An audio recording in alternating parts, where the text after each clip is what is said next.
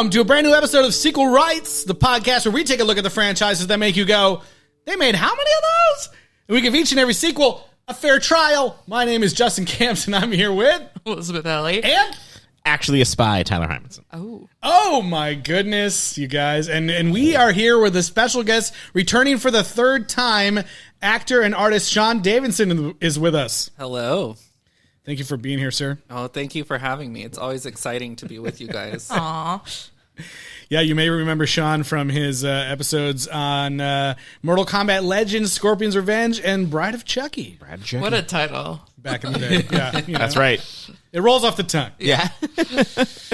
But Sean, great to have you back. What have you been up to lately? I heard you have like an art exhibit coming up. I do, yes, at the Night Owl in downtown Fullerton. I have a Halloween exhibit that I do every year, and we do a special musical set in the middle. If you remember Aubrey, Elizabeth and I went to high school together, so she might remember Aubrey. She sings. Cool. It's really fun, but you know, it is now September 26th, and I have a lot more art to do. It's on October 27th, so I've got to get my ass in gear and finish some stuff.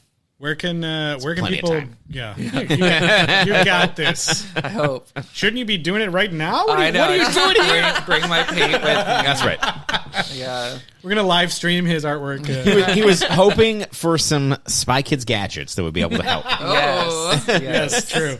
Yeah. So where can people like find out more about the exhibit, or like, you know, I don't know if it's ticketed or what, but It's not. People can just show up to the Night Owl there. You can find out any information you need when I post it very soon on Shawnee Delight 4 on Instagram. That's me. I also have a film account called Shawnee Delight Cinema Club.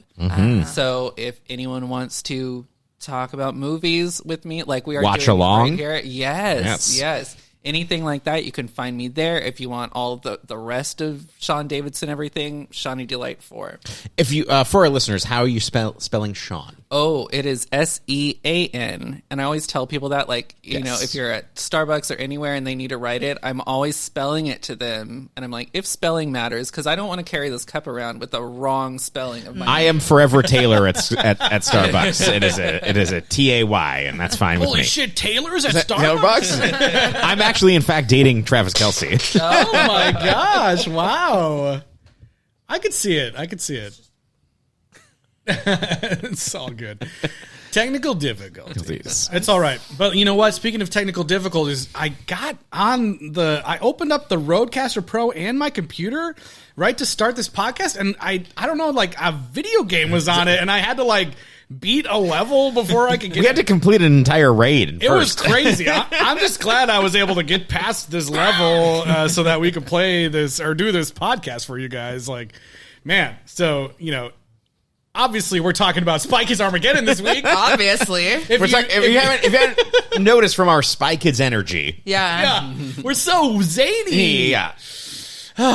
This is, you know what? You know, this is now the 5th episode of Spy Kids, and I'm just excited. They made how many of these? Exactly. Brand new on Netflix. That's right. Premiered just on Friday. You can watch it right now, and it was like number 1 on the movies list over the weekend for a bit. Okay. Today it was 2. Yeah, it's no longer number 1, but it was for a little bit. Cool. So, Sean, before we, so you have been on a couple of episodes, but none of them were about Spy Kids. Before we get into the new film, what have you seen any of those Spy Kids? Anything? I have seen, I believe, 1 through 3.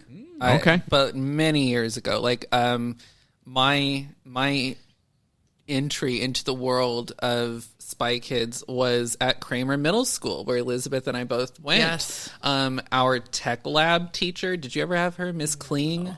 I don't think so. She was really nice. But Wait, her name was Miss Clean? Kling with a G. Yeah, she was so cool. So shout out to her. I think she has a different last name now, but it was Lisa Kling, I believe was her name. We'll never She showed find you Spy Kids? Yeah, and instead of like a final, we watched Spy Kids. She was like, it's technology. Nice. And they're like your age. So that was my, that's what I think of whenever anything Spy Kids comes up. So I had seen the second one somewhere along the way. I'd seen the third accidentally on HBO once, or part of it anyway. I didn't know if this was the fourth or the fifth until I read a little bit, and then I saw this one. So you watched 1 through 3, but you didn't have all the time in the world to see the fourth one. I did not. I was a believe joke. you mentioned 2. I believe that there's a meme going around of Steve Buscemi is in 2. It's that one that he's in, or is it 3? I think it's 2.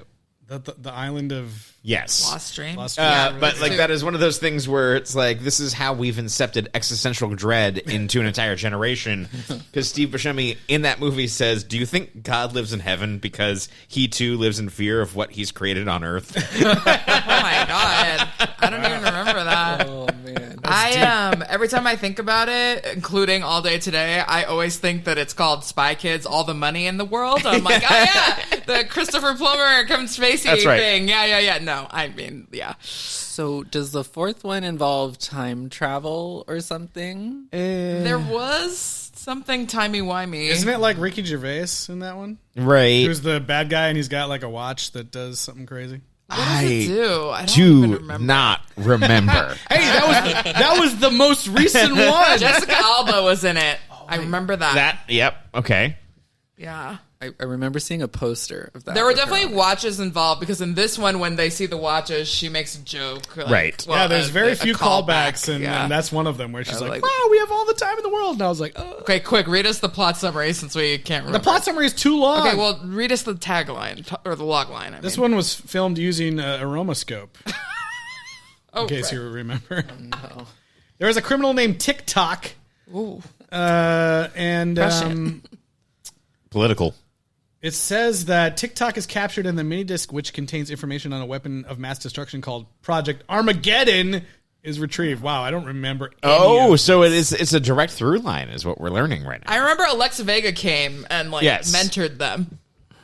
It says there's someone, master criminal called Timekeeper, who says that he'll unleash Project Armageddon as punishment upon society that he believes wastes time with meaningless pursuits instead of treasuring time with their loved ones. Okay. So there you go. Okay, so there was no time Something travel. called the Chronos Sapphire, blah, blah, blah, blah, blah, blah, blah. Nonsense. I Okay. don't remember. After listening to your interview with Alexa Yes. on my way Yes, here, yes. Yes. because I was like, well, who did I speak to on Me. Instagram? It was Okay, me on yeah. Instagram. I know. You never know if it's me or Justin I know. messaging. It's never me. Someone told me to check that one out because I was like, I wanted to brush up on this, Yeah. but you were doing something else recently. Yeah. Were these a long time ago? So I went back, listened to that, and I'm sad that I didn't see one with her in it. Right. Yeah.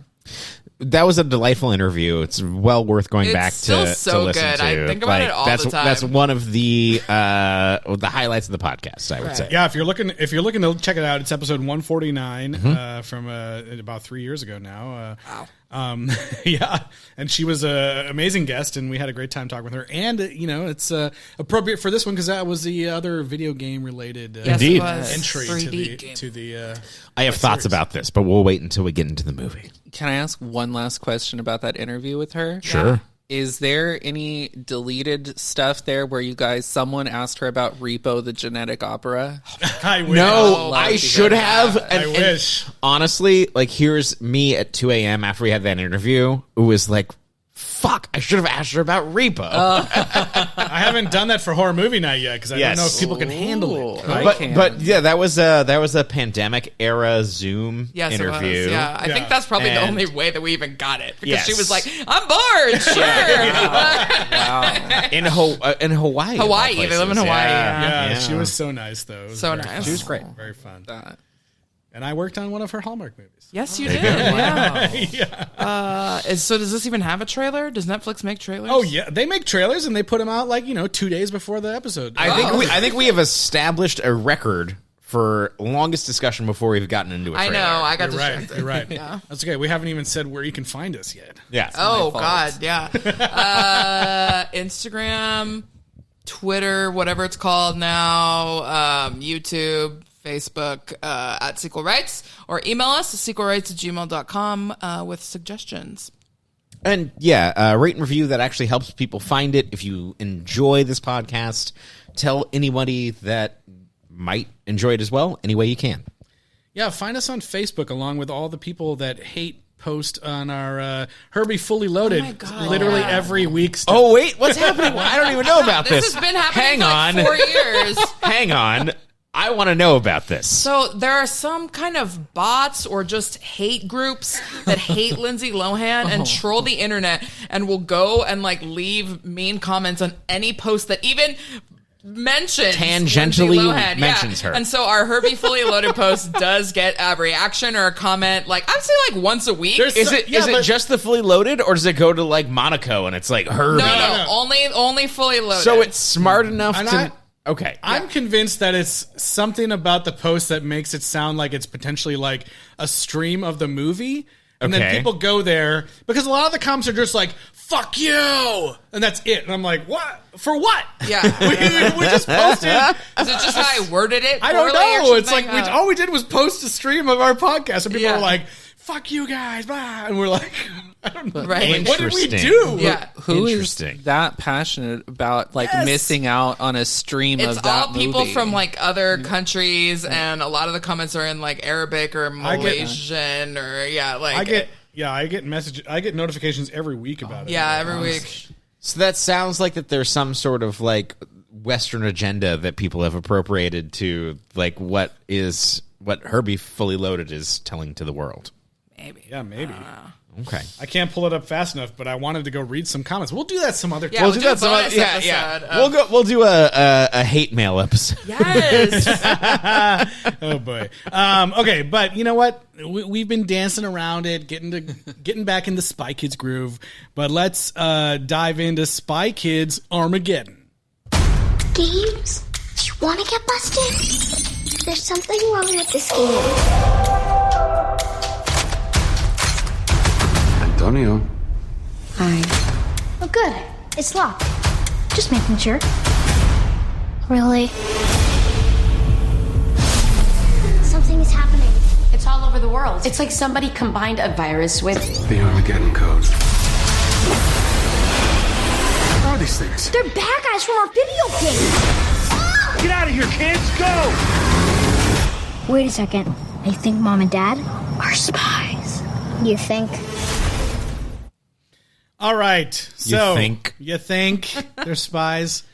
So this Friday, Spy Kids Armageddon was released on Netflix and stars Gina Rodriguez, Zachary Levi, Connor Esteron, Everly Carganilla, and Billy Magnuson.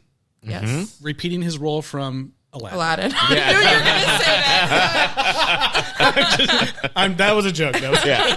But also correct. This is that sequel that we were promised. Yes. Finally, the Prince whatever spinoff from Aladdin live action only. Guy Ritchie's The Covenant, Spy Kids. But yeah, so right off the bat, this is directed by Robert Rodriguez. He's doing it again. It's basically a family affair. I feel like almost all his kids are involved in some way. Some fairly major capacity. Racer was a co-writer. Yeah.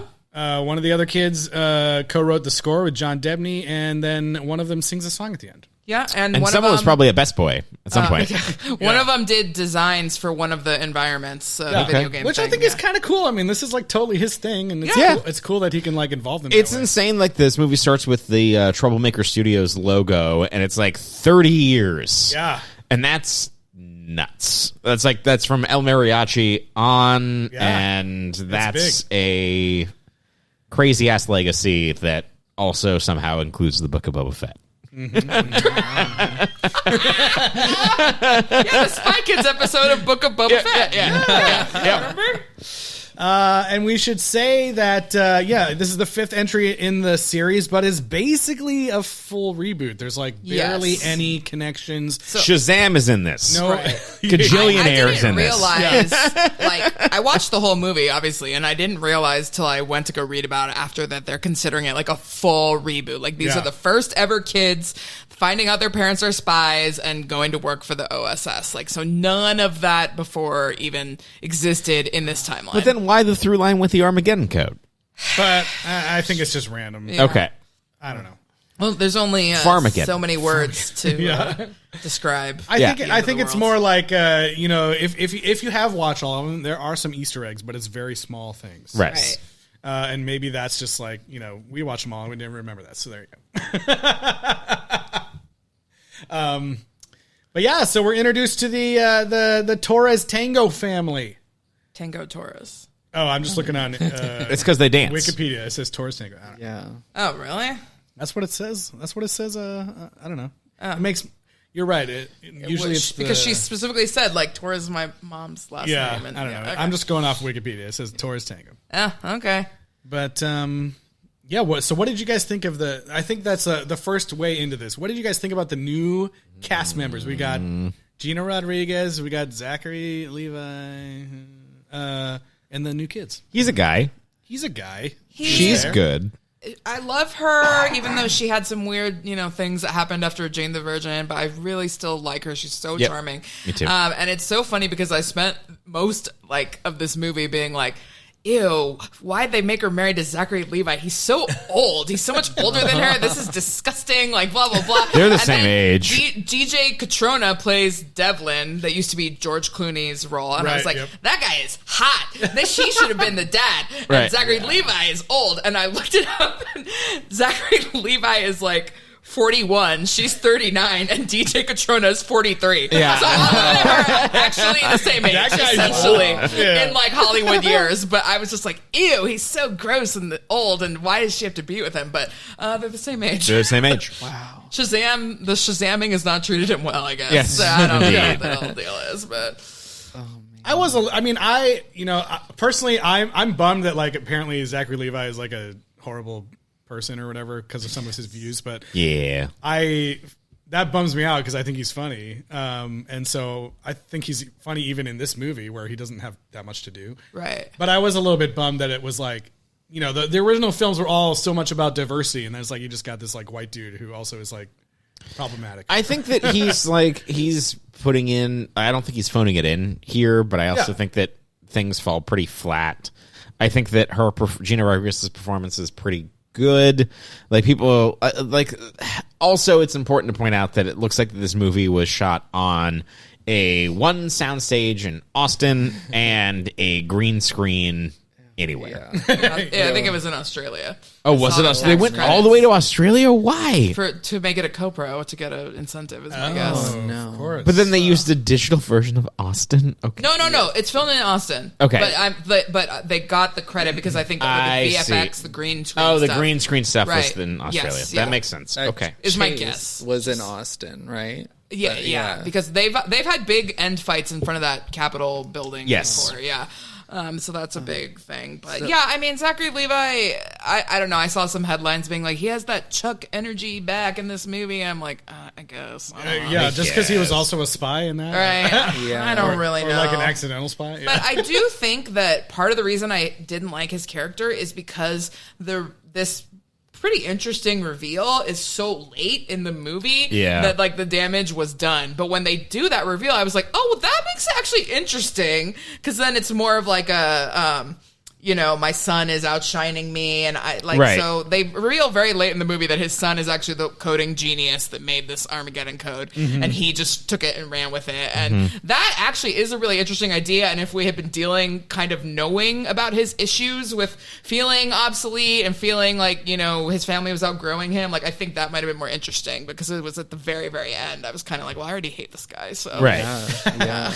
I have a lot of thoughts about him. He's for a long time, I've been very conflicted when it comes to him because I think he's very pretty and I like when he smiles. Sure. But I have a friend who, and I won't say his name because I'm probably going to get this story somewhat wrong. I don't want to, Sure, we love hearsay here. I know this is hearsay, and I don't want it to become an article somewhere. I promise it won't. Anyone's going to care what Sean Davidson is saying.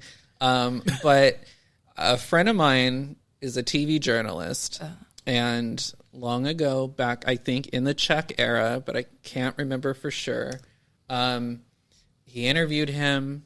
My friend is also gay, and from what I remember correctly, I mean, if I remember correctly, which I may not, I think he told me that just Zachary.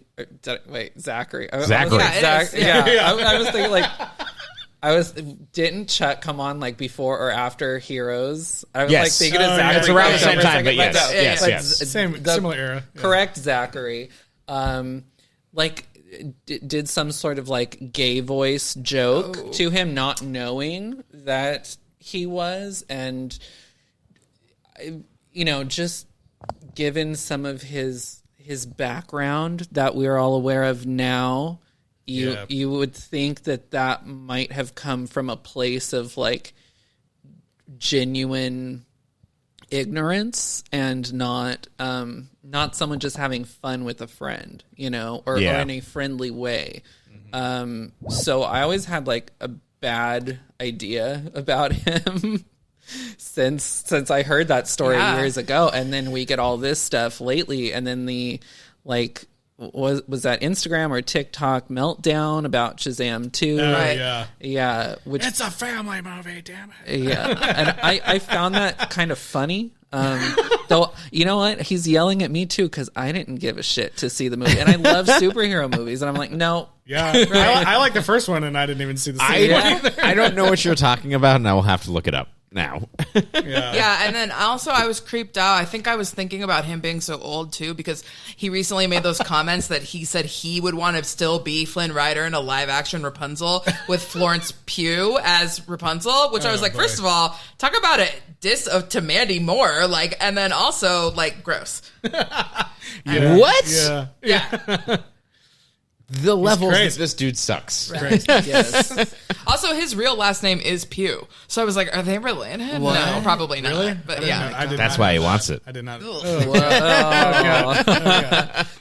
taken a turn. Yeah, let's move on. Let's focus on the very thin plot of this movie. Well, can I throw out one other thing? Since we did talk a little bit about the family and like the sort of missed opportunity of what the family dynamic could have been. Yeah. I noticed something at first and I was like, is this going to be what I think it is? And then by the end of the movie, I believe it was. I felt like both parents, like each parent had a relationship with only one of the children. Right. He had a relationship with the boy. Yeah. Carmen Sandiego had a relationship with the daughter. And, speaking of Carmen, the whole time I was like, I'd rather be seeing more Carmen Sandiego. Netflix. Than this. Yeah, but that's okay. She was my favorite part, though, I think. Like, she was good. She knows what movie she's in. Yeah. Yes. And I did like how she kind of had this exasperated, like, God, my daughter is so good, even though I suck, but I've just accepted it. And it's a very different way than the dad approaches the relationship with the son, obviously. But yes, there was absolutely no crossover there between the genders in that family. I started counting the times that the dad even addressed the girl. I was like, oh, when he's like, good job, guys, and like kind of looks at her. What'd you get to, 5? It was something like eventually I was like, this is pointless. It's not going to be very much. We're not going to break double Tony. digits. Yeah. Tony, you're so smart. You too, other one. Yeah. Yeah, I mean, we can talk about these kids too. I mean, I thought that they were fine. They're great. Fine. They really don't get as much to do, I think, as the original Spy Kids. I definitely started out, like, when the movie started, I was like, oh, God. These kids are going to be bad. Like, especially the guy, the kid playing Tony. I was like, I can't with the this. first scene But was then pretty they grew- rough. They grew on Yeah, me. it might have been that was actually what they first filmed or something. Yeah, I don't possible. know. But They seem like they got... Everyone knows that Rodriguez films in sequential order. He's a just felt maverick. like, I do feel like they maybe, like, loosened up a bit. As things Yes. went on, yeah. I did realize that I liked her when she like got the Goldar armor towards That the was end. so cute. Yes. Yeah, and then whatever she said, I already forgot it, but like it was She's like, so, I upgraded. He's Yeah. like, make my minions growl. and it was so but the upgraded thing was like it was so sweet, and I was like, I felt that might have been the only thing like in the whole movie where I like it emotionally resonated with Yeah. me, but She got says that like her moment. character gets stronger as you go throughout the game, and her mom is like, "Yeah, she does." Oh. And you're like, "Oh, I definitely think that both women outshine the male side of the family. They Absolutely. do. But I go ahead. have a lot in my notes for later about her her ways of solving problems and spycraft Yes. and how she believes that honesty is key and like nonviolence. I have so many notes on that, so I'm ready to dig into Sure, that. yeah. We will She- dig into those themes. So yeah, I mean, she wants to be honest, but she's still willing to like play the game a little bit here, you know. But I did like how there is absolutely no discussion of like, well, you're a girl, you're bad at video games. It's like they're both equally good at video games Right. the whole time. Like he is Yeah. a prodigy at it, but it's never that she's bad. she's better at Mecha Wings." Yeah, she's better Which at is other like some games, racing game. and she's Yeah. also good at this game. And they're literally the whole movie. None of these kids ever say anything gendered. So about let's these video set games. the stage for like what the very basic plot of this is that there is like some like billionaire Zuckerberg type guy who's making games out He's called there. the King. He's called the King. Yeah, Ray, like the TV channel that El Rey, yeah, that's Network. right. Right, I did think and he's releasing a new version of a game, and because of Now you got to say too, there's a card game version called Low Score, low score, and this new game is called, High Score. And it's the digital Fortnite clone version. And the kids want to play it, and because of Zachary Levi's inadequacies, he has cut off all technology from his family because he's like, well, we have the Armageddon code that can hack anything. My son has cracked it, which we don't figure out until like late in the third act, but that's why he's cut it off. And the kids, they just want to play the game, and so they steal shit from their dad and hack the family network so that they can download the game early, which is like normal kid nonsense. Tony cheats and he wins that tournament. That's how he gets the, Indeed. the download code or whatever. Indeed. And so that's the stakes that we're looking at. It is this game developer steals code from this spy family because Tony is cheated. Yeah. And, you know, the other thing that I liked, and it's probably like a detriment a little bit, but like this is a full reboot, right? So like you're introducing it to new people, but I think even for new people, like everyone's probably already somewhat aware of like the Spy Kids idea. So they do like very quickly get through like, holy shit, our parents are spies. Or these kids seem like they know like from the start no matter what. Right. So there's not really much shock. But I do think like the fact that they move through that so quickly is that we don't get to spend as much time with the family and get to know their dynamics a little bit more. Yeah, and they essentially do live in the glass house from the Incredibles. Yeah. Incredibles 2. So they should have just known that they were spies. But It's obvious. yeah, it's pretty well. And I did sort of in the beginning, I was really glad once they finally got to their spy lair and got to deal with like physical objects, because hearing them play video games in the beginning of the movie is real boring, because it's not like they're in the game yet. There's no AR, VR yet. They're just playing the games and they're being like, I just jumped over the thing. Like, I beat this guy. Okay, now I'm going to beat this guy. And they have to narrate everything they're doing. And it's like, oh my God, this is not interesting. Yeah. Then they finally actually like, you know, VR becomes involved and they get their gadgets and everything, and it gets a lot better. Yeah, but I was wondering in that very first scene, I was like, is this supposed to be a virtual world that they're in, or am I just really not enjoying the green screen? Right. The entire Yes. green screen floor, the pillar that you're leaning up against is not there either. Clearly, it's like all looking like Once Upon a Time flashbacks. Oh, you're talking about like the cold open where they're like Yes, and then partway into the movie already? yeah, and then finally, way into the movie, he's like, "Oh, it's an AR." Yeah, they're world. like this. This whole place is covered in some sort of AR overlay. AR?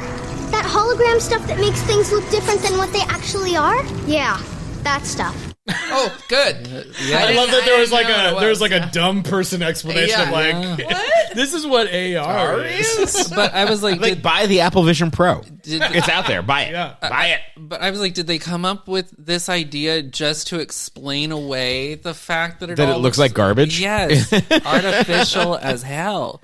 That and the skeletons running around. Yeah, that too. That's yeah. going for that same Jason and the Argonauts thing. Yeah, that's going for some Harryhausen. Like I'm not opposed to that. They already spoofed that in the other. They sure do. I just meant more like, how are they in the real world? Right. But yeah, I thought that was fun. I thought they looked, honestly, so this movie has a bunch of like crazy video game characters running around. I thought they looked pretty good. They did. Like in the real world. I thought they looked good when they were in the real world. Yeah. The environment was Can we talk about the central conceit of this movie? Is that the parents are bad at video games. Mm-hmm. And the kids are much better at it. And certainly that's true for most games. And there's the head of the OSS guy makes a joke about like, I've played a few video games in my day. You ever heard of GoldenEye? Watch this. Huh. Mm-hmm. Which, Justin, you're a father. As we're talking about of who is probably has the larger video game prowess, it's probably dudes in their 30s. Yeah, I mean, I think it depends. It depends. It depends on the game. It certainly does. There's definitely the dads that like give it up because they got whatever going on and they're done with it. And there's the dads that like, this is too important. I would say that for our generation, the large majority is that this is not a thing. Yeah. This is a very dated idea. Also, if that guy's 43, I don't think he's played GoldenEye. Maybe. Yeah, maybe.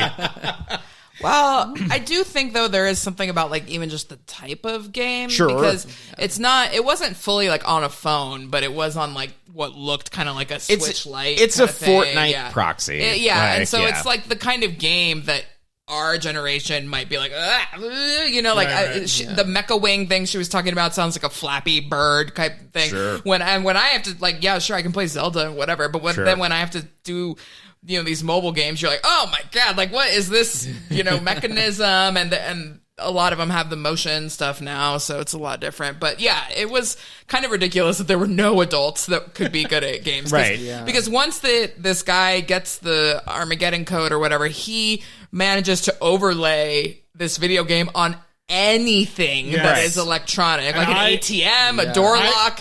I thought that was a really great concept, and also like looked hilarious when they showed everyone going like, "Oh my god, I can't get my door open! I can't jump across this chasm." But also, it was so funny. Like games that are maintained by teams of professionals, people would break that shit immediately. Well, yeah. I just thought it was really funny that like suddenly all these people that like have never played a game in their life have to like. It's like, I need to play a game so that I can withdraw my dollars. And it wasn't even like every time they showed someone get past that, all they had to do was go like beep boom bing, like jump from 3 platforms, and that was like, you can access your money now. So I just thought it was like so funny that it was like a simple thing that people just couldn't do. Because of that, it was one of the few times in my life where I was like actually happy with my 2006 PT Cruiser that even has an analog clock in it. Sure. That shit, like I have to put a Bluetooth speaker in my car because the CD player doesn't work. My auxiliary port doesn't work anymore. And I was like, you know what? I would be safe from You're that like, thing. in this movie, I would say, get in, losers. We're going to save the world. Yeah, because they're like hacking people's cars, and I'm like, they can't hack mine. Yeah. That's amazing. I mean, it will probably just fail us on the freeway, but, hey, at least we've started the trip. That's right.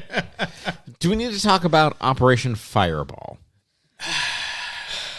I mean, there's this whole sequence where they talk about it earlier in the film. Sure. Later on, they're like, let's do it like Operation Fireball. And they do this whole thing where they explain it. And they dance. They show the whole sequence. And I was originally like, this is so stupid. Like, what are we... Sure. Like, they're shooting these scenes like it's something we've seen before. I don't know. It's like some important thing. It's like it's supposed to be a throwback or something. Like, I thought it was dumb at first. I thought Banderass was going to show up. But then, like, they do that whole thing as part of it.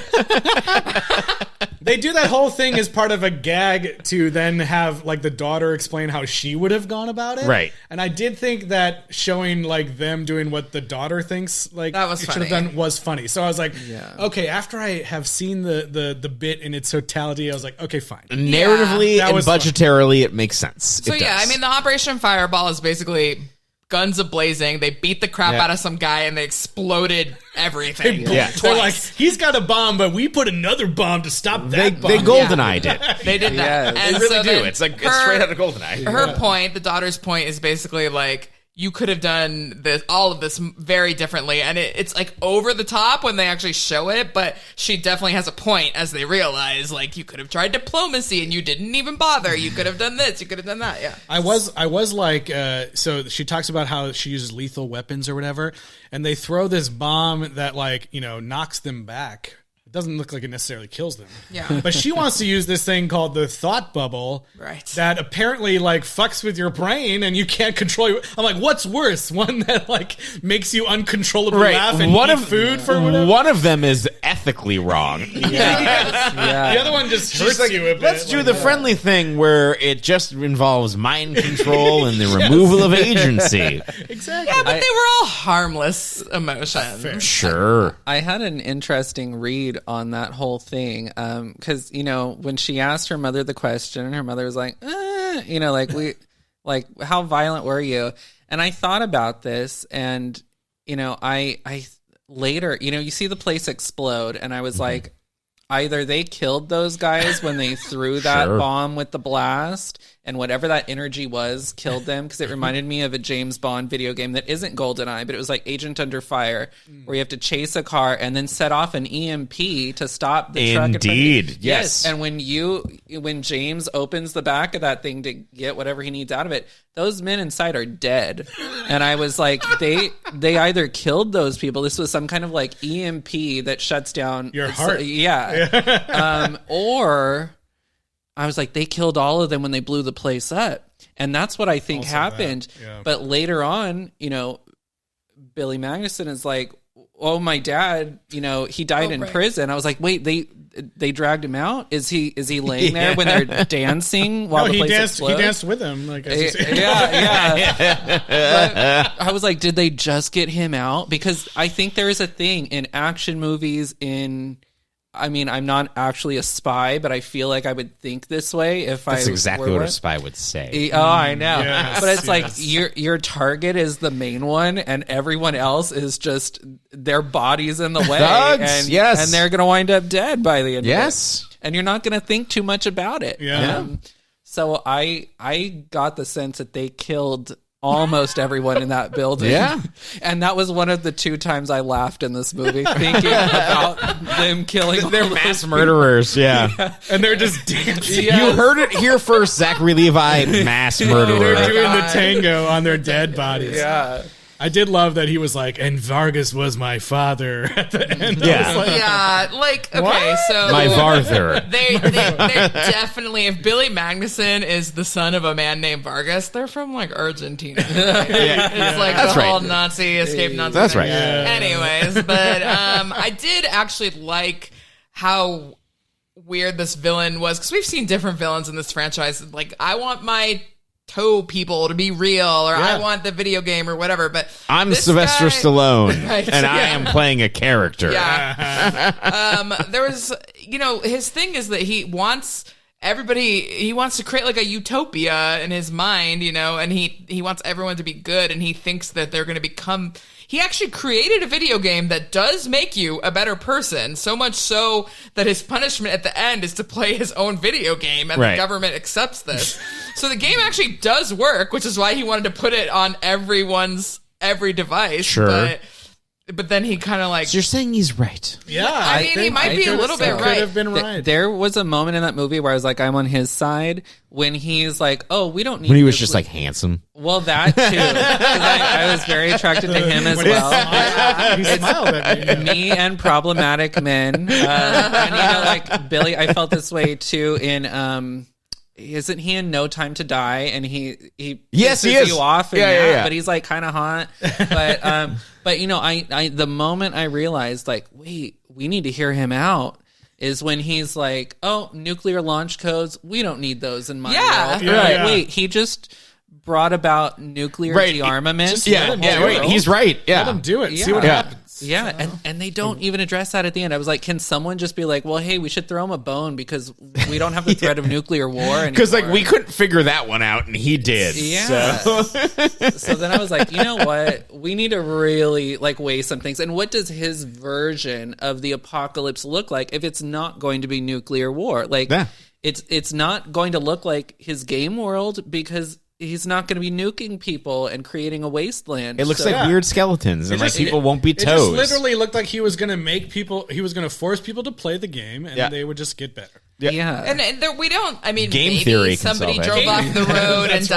died, or got caught somewhere they couldn't survive. Maybe, but we don't see anything like that. So really, he just kind of caused havoc for like a day, and then everything went back to normal. So I mean, a lot of the other villains, like we did see them smashing buildings and zapping people and stuff. Like I do imagine some planes crashed or something when they couldn't land or whatever because they couldn't beat the game level. Unless he had a failsafe in for that, I guess. But who knows? We don't know. Many Bothans died. I wrote in my notes, like, would the world let him off if he caused no damage? Right. And I did think about planes crashing, but I was like, well, they didn't say anything, so like maybe it's fine. And No, the world's mad about Barbie. I don't think that they would allow this person. I don't know. He's out in the world making people laugh. That's right. now, in the end, He is true. you know what? He's the court jester. I also wondered here, little girl really is big into emotional re-education for people. And as you described, that's exactly what he's trying to do on a global scale. So, yeah, he taught her a lesson, but like... You're saying sleeper agent. Maybe. like he acts like he learned a lesson, but that's the same lesson he was trying to teach the entire world in a somewhat different way. But he was still like, the fact that he was not going to do anything with nuclear war or much outright violence, like, shows me that he kind of gets it enough. He wasn't over the top evil too much. He was not. He's just too charming. He was like, you That's the killed thing. my dad. Yeah. Like, there's just nothing creepy about him, like other than Alec impersonating Fleming. Zachary Gina Rodriguez for a bit. Right, but that was funny because it got one over on Zachary Levi. It was funny when he went and he was like, so Tony wrote it.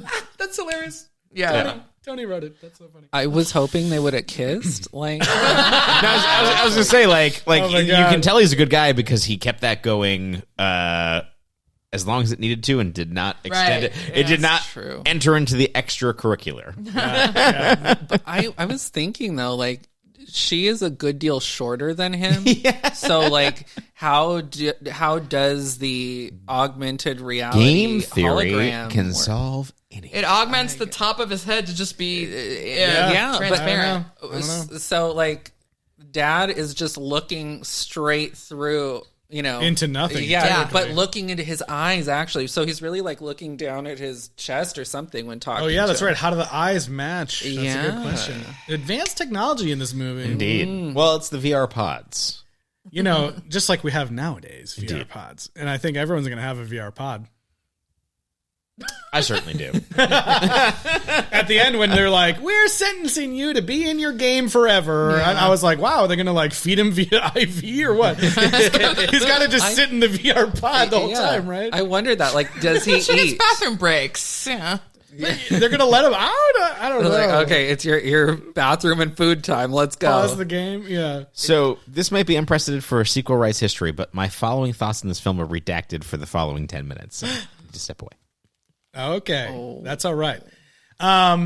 What else? We have I have these kids are extremely young, but I did find some fun facts about them. Oh, yes, let's to hear it. check I was in. going to joke about, like, what are they up to now since Friday? the movie or came out whatever? yesterday. So actually, Connor Esterson, who plays... what are their names? I keep calling them the It's boy and the girl. Connor Esterson and Everly... No, I know. What are their character Oh, names? Tony and Patty. Tony and Patty. Patty. Okay, right. I did. By the way, I did like that they kept the thread of them having like 12 names that they had to do. Yeah.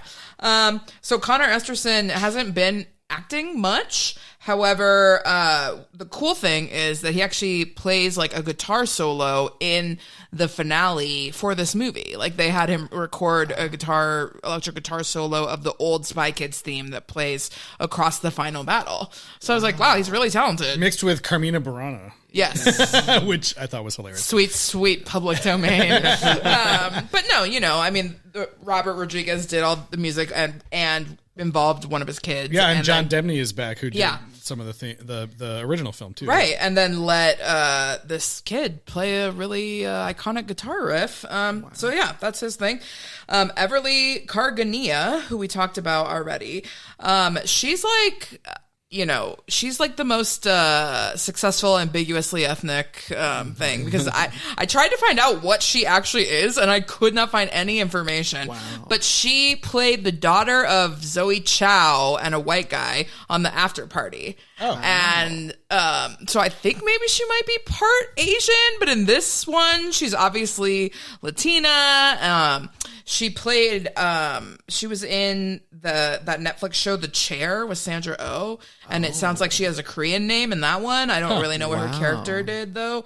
But then perhaps, cutest and most full circle is that in 2014, when this girl was literally an infant, she played the baby version of Jane the Virgin in a flashback at Gina Rodriguez. And then now, these years later, she's playing her daughter. So that's really sweet. That's insane. It's so cute. Yeah. And I don't know who knew anyone or what the deal is, but that's so funny. Yeah. And so her dad's also an actor, Paul Kargania, and her mom, Jamie, is also a voice actress and starred in a movie that I think could be like a candidate for us to do on Sequel Rights someday, because it has a ridiculous title and I did not know it existed.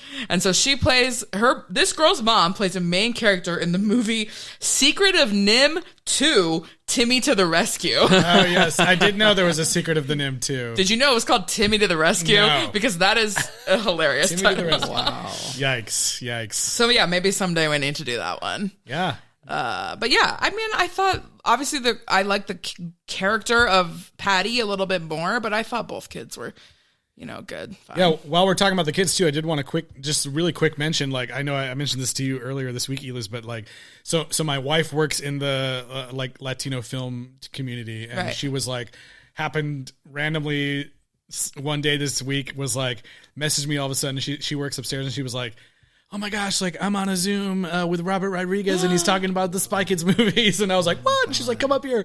And so I watched, and he was just like, talking a little bit about how they came about and what they've kind of, what they helped like do and like bring more diversity to filmmaking and stuff. And he was talking about how he brings a lot of his like, family life into these, obviously with his kids being involved and everything. Sure. And he was talking about how, the two kids in this movie are like based on like him and his sister, and he said like one of the things that they actually like pulled from his life was the whole like mapping out the creaks on the floor thing to sneak to the game room, which I thought was like so cute. And after I heard him say that, I was like, oh, that works really well in the movie. And it does seem like such a unique, like specific thing that maybe that had to have come from someone's life. And yeah, I just thought that's cool that he's still like putting stories of his own life and like clearly putting all his heart and energy into these movies. All these years. When you were little, did you have to avoid creeks when you were sneaking around? Oh yeah, like trying to get down to look at the Christmas presents, in the middle of the night. Yes. Mine was usually to eavesdrop, and I never had a written map, but I definitely knew where the spots were. You skip certain stairs as you go down because you're not right, or you like put your foot on it and push a little bit and see if there's any give there, and if you do, anyways.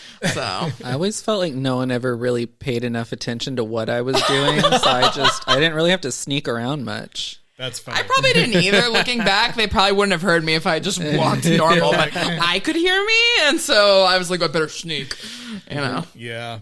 I had to do things to get attention. I wasn't like a problem child just trying to get attention, but it's like if I needed someone's attention or wanted it, I had to like work for it. So I had 3 much older stepbrothers, and Like nobody had time. Oh, But I had my Super Nintendo. right, the video games. Yeah, So exactly. If this movie had happened, they would have needed you. Yeah, exactly. I could have done it. And then I had a PlayStation eventually, so I'm ready for this kind of thing. But I had a lot of thoughts about spycraft and how to be a spy. yes, and like whether or not some of these characters are truly cut out for the world of a spy. Right. Again, I would not know from experience. But let me just look at my notes here because I wrote a few things. First, one of my thoughts was this girl is too soft for this world. Oh. Yeah. But In the Spy Kids world, yes. But Yes. an actual spy world? and then I wrote, would this sort of emotional re-education work on Bin Laden? Look, if you just gave him a hug Yeah, like and told him to watch out for that rock you might trip on, yeah. it would be good. And that's the thing that I want her to know, but she's just too young to understand. Like there are some people that can never be part of the solution. Like they're just too far. And Yeah. I wrote in here, going with the GoldenEye shout out, it's like sometimes you have to know when to let go of Trevelyan's foot and be like, no, for me, and just let his ass fall. Yeah. No, You got to do it. not worth saving. Yeah, and they just got lucky that their villain was receptive Right. to speaking from the heart, But I had this idea of like, what would the dark version of this movie be that breaks her worldview? That might be in the sequel if Yeah. there's one. Yeah. Yeah. And you get to a point with certain spy franchises at least. I just covered all the James Bond movies on my film account. Like all? All of them. Whoa. Wow. Including, thank you, including Never Say Never Again with Sean Connery, which is unofficial. Yes. And I did talk about the old Casino Royale from the 60s. But, you get to a point in the James Bond franchise, and it happens multiple times. The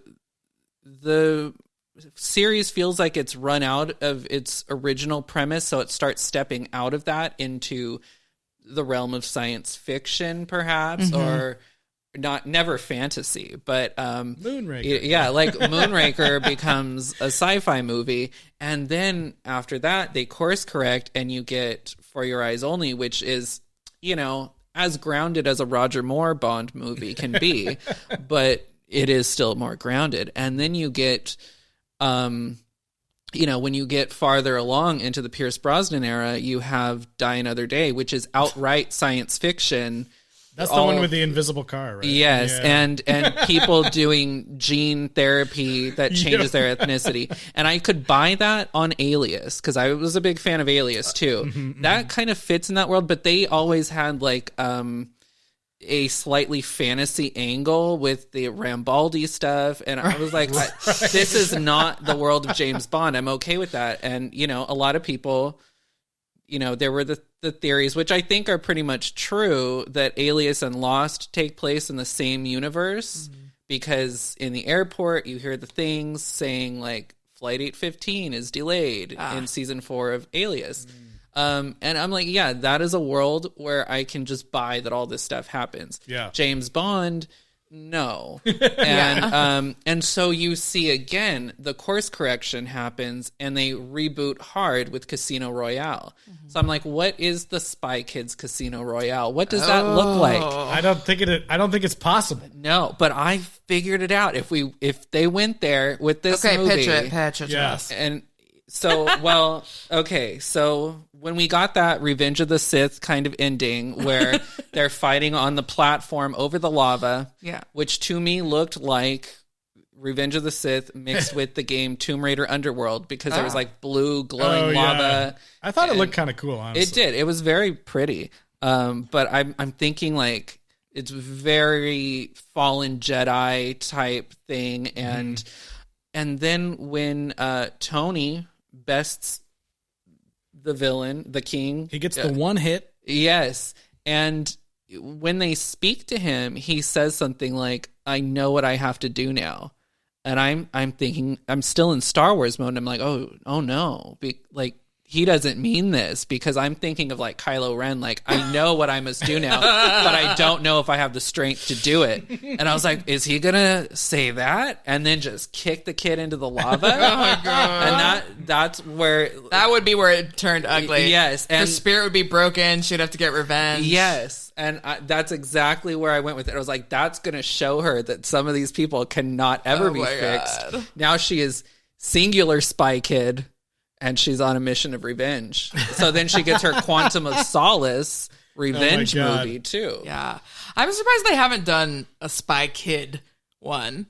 I would say that I like this whole idea as like a thought experiment, because I know that, we've seen this a lot where like franchises that start off as like total kids movies end up like deciding like they want to chase the audience that has grown up with these and like start to adjust what the movie's like. I would say this happens even with like Frozen, from Frozen to Frozen 2. Yeah.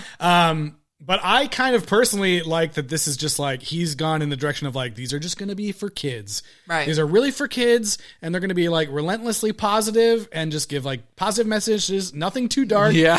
Like the villain, like if you really look into the villain, he's not even that evil. Like we've talked about. And I don't know. I kind of like that it's just like goofy gadgets and kids looking cool. And I do kind of like it because there is less pressure, I feel like, for him, for Netflix, for these actors, because like, I guess, it's not pejorative to say it's a kid's movie. Yeah. It's a kid's movie. Like whereas some people, a lot of maybe times it is, with these yeah. Disney and Pixar movies, they're like, we're not a kid's movie. We're for everybody. Yeah. We're Elemental, and we're dealing with the whole world, or we're Frozen, or, or something with like this deep message behind it. And this one's like, forget about that. They're spies, they're kids.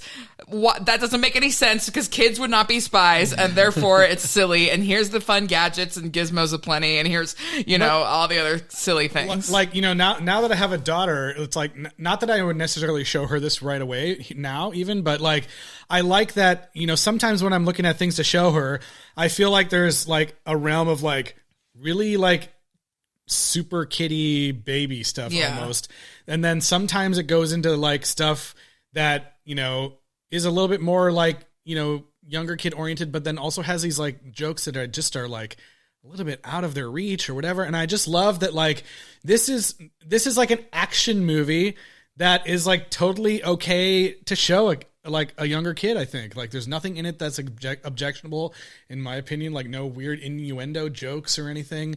And I personally like that as something like that. If I was like, I want to show my kid like an action movie that they could enjoy, like, I like that this exists, personally. Yeah. I mean, do you think that maybe Antonio Banderas and Carla Gugino were like too sexy? And those were compared to this one? Maybe. Like they just salsa when they win the battle and they're like, yeah. Whereas like with Antonio Banderas just being there, you're always like, all right, those parents are getting it on, And I liked that. And this one I never This one you're thought, like, are the kids adopted? Yeah. I know.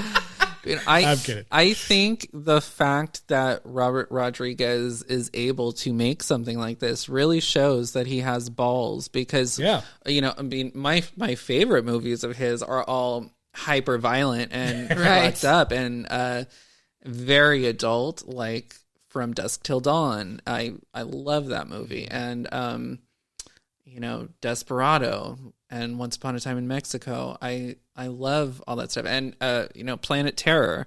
Mm-hmm. Someone who is able to do all of that and has the mind for that, being able to do this too and do it unapologetically. Yeah. And just be immediately able to defend his choice to do this, I think is really cool. And like, it's like he's like a known entity. He could be out doing, maybe not like literally anything he wants, but he can pretty much be doing whatever he wants. Yeah. And he's like still like, and this is the 5th movie, he could have like handed it off to somebody or whatever. There is something like very utopian and cool about him just being able to do different things. And I know a lot of filmmakers, like, you don't have that luxury.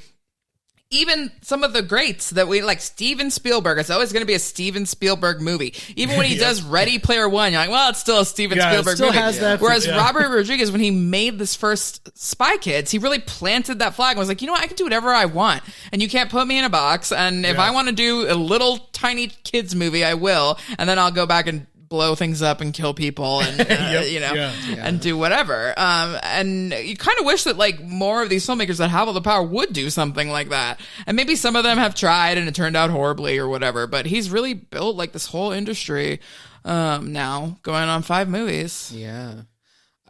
At the risk of sounding like a total horn dog because of the other people that I've mentioned being somewhat attracted to, I've always had such a crush on Robert Rodriguez too. Oh. Like he is fine. And as you know, when I was receiving my education in film as, like preteen and teenager going to, when I had too many late fees at Blockbuster, I defected to Hollywood Video, and then I went Hollywood back and Video. forth. Yes.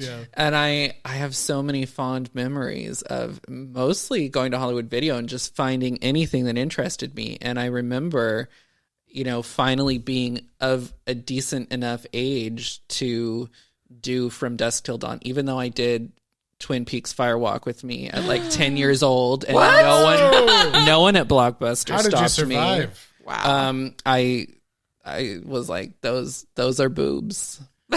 I would have been like, I don't even know what's It's happening. more of the scary stuff. Forget the boobs. I knew Yeah, it was that too. dark, but I could handle it. But I definitely felt like I had been watching the Twin Peaks reruns that used to be on Oh Bravo. my God.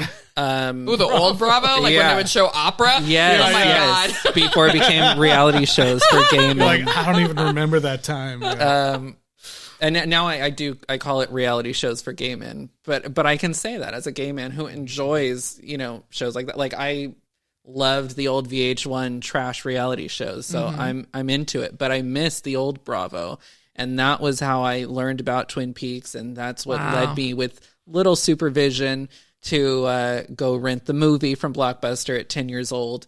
So I was seeing all sorts of stuff. But when I was a little older, I think, when I came to From Dusk Till Dawn, and the DVD version of it came with a second disc that was the documentary. Oh, I want to say it's called Full Tilt Boogie, but I could be wrong. Does that sound familiar to I'm anyone? not sure, yeah. It's a making of documentary, and one thing that's great is I think it's in there. They discuss this legendary motel party that Quentin and Robert Rodriguez threw, where someone, I want to say Quentin Tarantino, made a cocktail for everyone in the bathtub.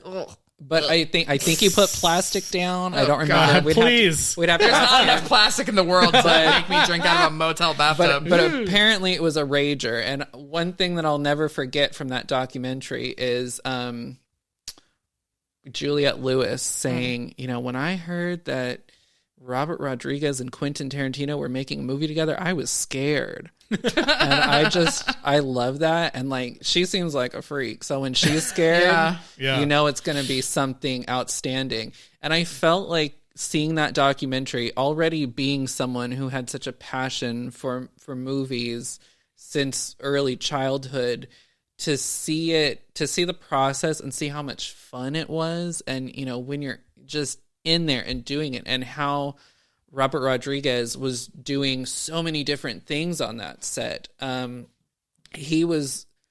There's stuff about him on a dolly on the floor with the camera getting parts of the battle and From Dusk Till Dawn. And he was like his own cinematographer on that. Yeah, he did in this movie too. I was shocked to see that actually. Yeah. So So even though he probably did the still other doing ones. it all. Yeah, It's pretty crazy. cool. When I think of him, he is a hero of mine because of his passion and the way that it like fuels my own, and how much I respect that of him, so I'm always excited to see what he makes, even if it's like not for me, like this. Right. Yeah. No, it's always exciting. Well, Tyler's not back yet, but let's do a rating system. Yeah, I was going to ask, did you guys like this movie, or did you think it was Almost good. I did think that was funny. almost good? Well, what would be a good rating system for this one? You want to say... Bronson's? Oh, yeah. or How many Bronson? Cute overload thought bubbles. Oh, yeah. Oh, that was great. They weren't that cute though. Okay. I kept expecting anime eyes. Yeah, I was was bummed that they used it on the robots and not humans. Yeah. when they set that up, like, oh, cute overload. I was like, it was waiting funny for when that they to come used back. it on the people who were just eating the cereal. The hungry thing? 'Cause Yeah, it's like yeah, that yeah. totally is what a kid would think of. Like, it'd be funny if these adults were uncontrollably whopping down cereal. But anyway, So you want to say how many bubbles? thought bubbles? Yeah. You want to go first? Sure. I'm gonna give it 4 thought bubbles. I just think it's perfectly fine. Like we've said, it's not for us really, but like, would I show a kid this movie? Sure. It's really cute. It's really well made. It's always great how Robert Rodriguez basically has created the whole industry in Austin, and employs all those people there. And I did think that the VR people looked really cool when they were in the real world. And yeah, this movie's just well made, and it has a lot of good things to say for kids. And I did think that Gina Rodriguez and Everly Cargania's performance and Billy Magnuson were all really good. Yeah. I'm going to give it 6 thought Whoa. bubbles out of 10 because, I don't know. I'm not saying it's my favorite movie or anything, but I think it might be better than the last one from what I recall. And I just I don't know. I was just really enjoying the positivity and just like I talked a little bit about earlier, the fact that I have a daughter and could show this to her and this is what a fun action movie could be, in that there's just fun scenes, and I really got a kick out of the I try to think of what a kid would be thinking watching this, and I try to go in without being cynical and stuff, because there's so many times in the movies where you could be rolling your eyes about how stupid something is, but I really enjoyed the sequence where they find the spy suit generator, and they go in and they think they get squished, and then they come out and it plays this cheesy song I'm so cool, look at me in this outfit, and I just I don't know, I just was thinking of kids and how they could really enjoy that and be that is so fucking, not that they say fucking, but I'd be that is so cool, and all the things that they do in this is so cool, and it's just cool to see. We still don't get a lot of movies where kids like this are the action stars or protagonists even. A lot of the stuff that's for kids, the kids are still a bit older or whatever. And so I just like that he's out here making these movies, and I hope that he makes more. And I thought that the effects all looked pretty good. I know we didn't talk a ton about when they go into the game at the end, but I thought it looked pretty good. I thought the suits and everything were good. I get that. I like that they put in a line where Billy Magnuson said, the early 2000s were the pinnacle of design. So I was that explains away everything. But it's something about it, looked a little off to me. It was interesting that, some of the characters, when they went in, they were animated in that kind of stuttery manner. I don't know. I thought it looked pretty good for what I assume probably wasn't a super huge budget movie, but sure. Maybe it was pretty decent budget, but I don't know. Yeah. There was no moment where I was oh God, this is making me puke because it looks so terrible. No. I thought it looked good. Yeah. Just a fun, positive movie. I don't know, a fun action movie for kids. And I think that's something that is a good thing to have in the world. So there you go. Sure. Sean, what about you? I'm going to give it 6 as well. Oh! Because I feel bad. Talking to you guys about it, getting both of your perspectives, I agree with everything you both said, and I think that made me appreciate it more. And then my whole passionate 5-minute talk about Robert Rodriguez, It was great.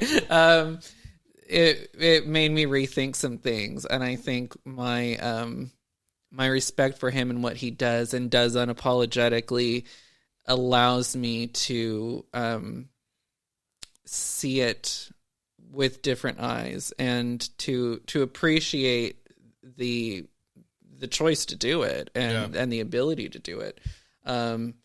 So I really appreciate that, and the fact that, you pointed out, it is legitimately wholesome entertainment that is still fun and entertaining for adults, even if it isn't for us. And there's a lot that you're well, that's that's really kiddish, but that it's for them. That's who it's for. It's like, normally we would just like not even watch this movie. Like as a normal adult, you'd just be like, you might not even know it exists, honestly. And I have to say, like, Gina Rodriguez brings such a great warmth to everything she does.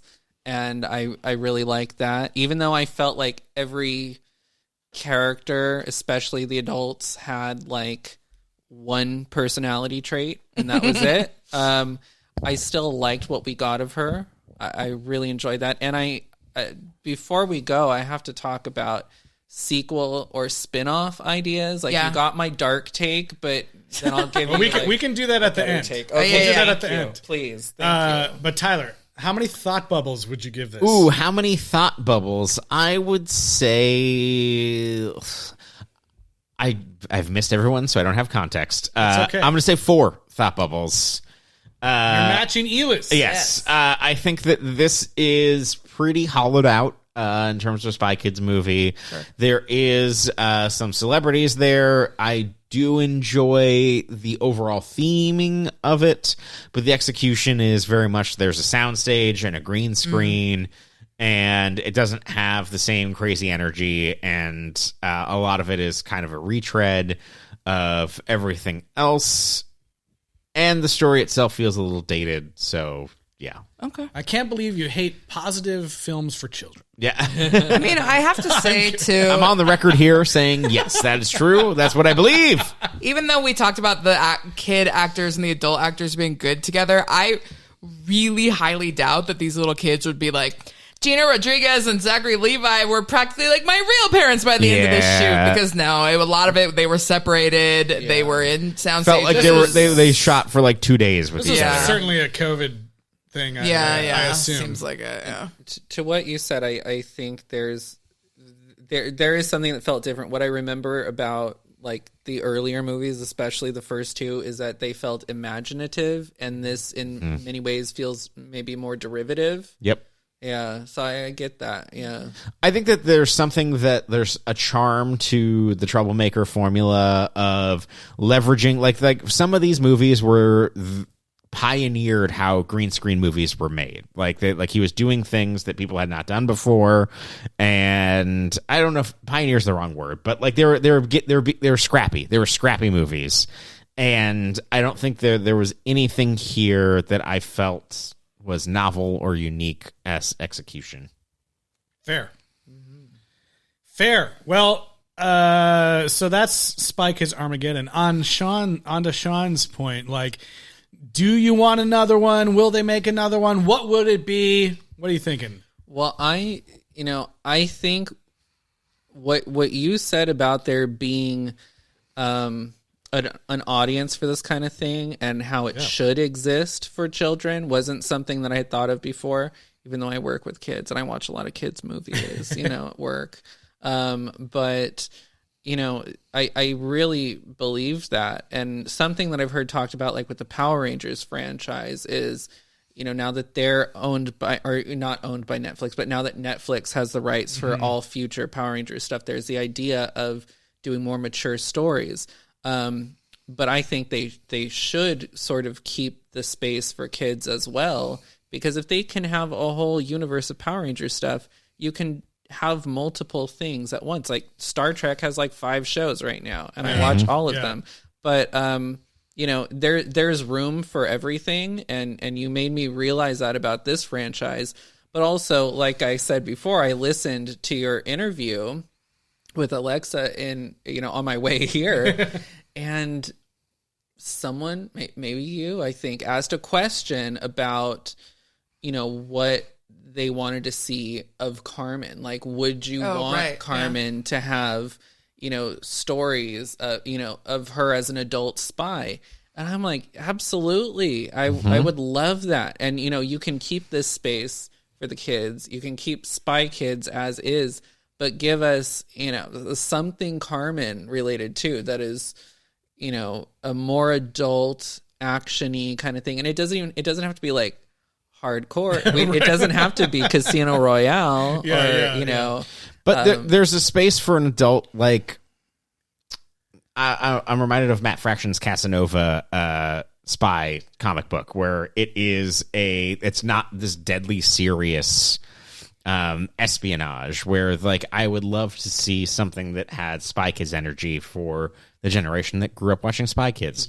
That being said, I would also love to watch like Spy Kids Babies or like like Spy Kids Babies. But I think that it's or Spy Babies. I think that it has. It's called Baby Geniuses 2 Super Babies or whatever the fuck. Soon to be covered by this podcast. Baby Geniuses. My dad's best friend was a baby genius. Well, he built props for Baby Genius. The first one. Wow. Like that one's in Vegas, right? Or have you? I don't know. We haven't covered it. We haven't watched it. Well, if you want someone to interview, I can hook it up. Okay, we will be in contact. Yeah, I mean, I think those are all great ideas. I do think too, though, that these kids are so young. They seem even way younger than Alexa Penavega and Daryl Sabara were in the first one. So I think you have room to grow with them, especially if they're on a Netflix model. Maybe they want to do one once a year. And yeah, they could have quite a few. I think more that with these two. Yeah. I think if they do more, they'll try to continue with these people. Yeah, and I think that like we all liked how this girl and her honesty took over, but yeah, I mean, the older she gets, the more she's going to have to like put that together with how the real world works. And what could a Spy Kids cost? $10? What if they kill Zachary Levi off screen and then Gina Rodriguez just a single spy mom in the next one? They could. I wanted to ask that. I was like, do you think his career has anything left after the last couple of months with him? Probably, honestly. I don't know. He's going to go the Kirk Cameron route? Yeah. I think he's still just too likable as an actor that people will still keep bringing him in on stuff. Yeah. Maybe. I think she should marry the other guy, the Devlin guy. Yeah. Oh, yes. I don't know if they'd ever kill him off, though. I think they would just be like, he's on a mission somewhere. Deep cover. But DJ is, oh my gosh. Beautiful, beautiful, man. Certainly. Great replacement for George Clooney. Yeah. Sure. Why not? But he also played George Clooney's character in From Dusk Till Dawn, the series. Like he's been a Robert Rodriguez guy for a long time. That makes sense. Yeah. So like that's funny. Yeah, George Clooney's character in From Dusk Till Dawn, he was him on the series. Yeah, Same and energy. Looking fine. And then the guy that they had as Quentin Tarantino's character was like the hotness factor was like cranked up by 10 for the TV show version. Nice. Everyone was a hotter version on that show except for the character or the actress who played Salma Hayek's character. I was going to say, because you can't. No, she's beautiful. There's a ceiling. Yeah. But like no one is ever going to be that hot in cinema or television as Selma dancing with the snake and, pouring the shot of tequila down her leg. Oh, boy, yeah. These are facts. Yeah. This is just true. Yeah. Okay, is that it? I think that's going to bring us to the end of our review on Spy Kids Armageddon. Yeah. Send us your emails. What else should we cover this year? Although they sounds did like announce, Baby Geniuses. They did announce that Santa Claus's season 2. Santa Clauses, 'tis the season. I can't believe that they squeaked it out after. Coming. I knew it was going to come. I know you did. Yeah, I called it. so that's coming. Look forward to that. But yeah, other franchises, let us know, and then reach out to us on Twitter, Instagram, Facebook, YouTube at Sequel Rights. And rate and review wherever you can. If you've already done that, then if you like the show, tell anybody that you know, any way that you can, that you enjoy it. We appreciate it. We want your friends to listen. We want your parents to listen. Anyone. We want your spy babies, your Sign spy up kids. your dog for an account. That's right. Come on. And Sean Davidson, thanks for being here with us. Oh, thank you for having me. And remind us again where people can check out your exhibit yes. next month. It will be at the Night Owl in downtown Fullerton. I almost said August, October 27th. And yeah, thank you again for reminding me about how much art I need to get done between now and then. Get to it. You can do it. But I will have a Scream painting there. Ooh, yeah, I know you sweet. guys did Scream recently. That'll be exciting. Love that. Very cool. Cool. Yeah, Can't that'll wait be to check it there. out. Yeah. So that's going to be the end here. We'll be back. We have some check-ins coming for you next month. I don't know with the timing which one's going to work out, but we're just to tell you here, we're going to be talking about the new season of Chucky. Yes. Chucky Charles. season 3. They're just to tell you now, they're doing they're splitting the season in half. We're probably going to do one episode on each half. So We're going to watch the first 4 episodes and then come at you with a review of those. And then somewhere in next month as well, there is the release of Mortal Kombat Legends Cage Match, which we will be talking about next month as well. So stay tuned for that. And who knows what else we'll be covering, but those for sure are coming up. So Great. Awesome. Well, thanks for joining the OSS with us one more time. We'll see you guys next time here on Tickle Rights. Have a good one. Showing face and leaving traces of who you are in different places. What are you scared of? Thinking you're not enough. There's something you're forgetting. Truth wins in Armageddon. Oh, just fighting for a minute, yeah, let go of all the ways you're putting on a show. There's no way you can spin it. Yeah, maybe you're forgetting. Truth wins in Armageddon. Cut my teeth on honesty, prodigy of authenticity. Sorry, I'm not sorry. It's the only me I can be. There's something you're forgetting. Truth wins in Armageddon. Oh, just fight it.